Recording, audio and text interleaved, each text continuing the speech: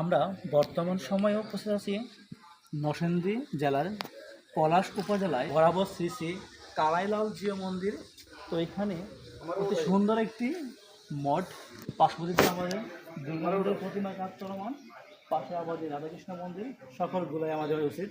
আমার সাথে আসছেন আমার শ্রদ্ধা কাটছি শ্রী উত্তম কুমার দাস। এখানে অত্যন্ত সুন্দর একটি বিষয় আমি খেয়াল করলাম, বিশাল এক নাট মন্দির। মন্দিরটা খুবই সুন্দর, যা অনেক হাজার হাজার ভক্তের সমাগম হয়।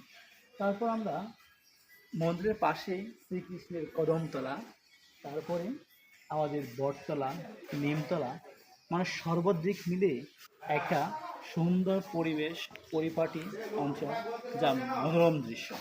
খুব ভালো লাগছে আমাদের। আপনারা আসতে পারেন, এখানে আসার খুবই সুন্দর সিস্টেম আমাদের, আসা যায়, কোনো সমস্যা নাই, খুবই সুন্দরভাবে আসা যায়।